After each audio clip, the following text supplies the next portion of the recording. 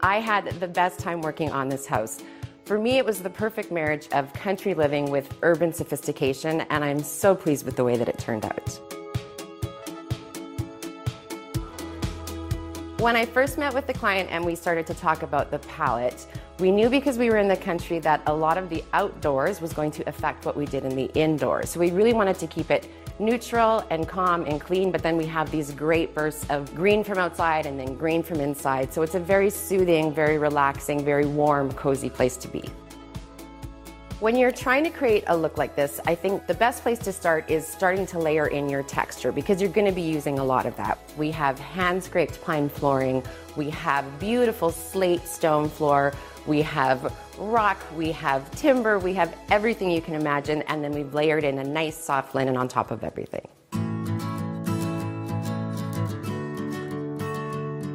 The client that is lucky enough to live here has a large extended family, so we really wanted to have open concepts so everyone can be together, but we needed to delineate the space. That's sometimes tricky, but what we did is used furniture to give us where our walls would be. So you have the great sight lines, but you really have a great room, a dining room. We have a nice little sitting area and the kitchen. It's all separate, but it's all open.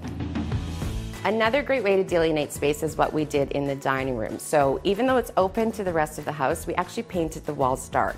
It actually is a great nod as a thread because we painted all of the trim and the doors in the house the same color. The dining room could have gone very traditional, but we really were trying to keep that clean line. So the way that we did that is it's not too fussy. It's basically chandelier, chairs, table, this great hutch that we built in, which gives that nod to that found object. And then it really lets the windows shine, which with all of the mullions and all of the grills, it feels a bit more modern, and painted dark always is going to make it feel a bit more contemporary.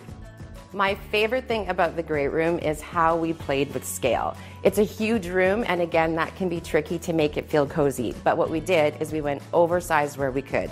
So the coffee table is actually humongous, but it feels just the right size for the space. The chandelier is that wow factor that you always need in the room. It's breathtaking. And then using oversized couches and an oversized area rug that was custom, everything feels like it fits. It doesn't feel like it's dwarfed, but then it still feels like it's a really cozy place to be and hang out. I love designing kitchens, and this one is one of my all-time favorites. It has all of the right notes to be in a country home, but if you take a good look at it, it's very streamlined. It's very simple, which actually just makes it shine all the more. We spent a lot of time on the details in this kitchen. We picked the most beautiful grige for the cabinetry, which really lends a nice soft feeling to it. We did the subway tile all the way to the ceiling, which is, in my books, always the way to go. We used great barn lighting and then have the double islands, one for cooking, one for eating. It's actually the perfect space. I want it. I've asked them for it. They said no. In my dream house, the most luxurious thing would be to have a servery, and this servery takes the cake. It is actually a second kitchen.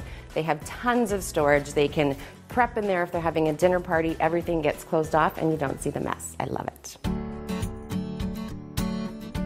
One of my favorite moments in this house is when you first come in the door and then you look down this hallway to the back of the house. It's breathtaking. And what we did there is we really created a moment. We have oversized pendants, we have the pine beams and the stone floor, and it's just breathtaking. I love it. The hardest thing about working on this project was really getting my head around how to have country living that isn't like completely cottage or, you know, that vacation home, something that's a forever home for a family. But I have to say, finding that right combination was one of the sweetest moments in my design career.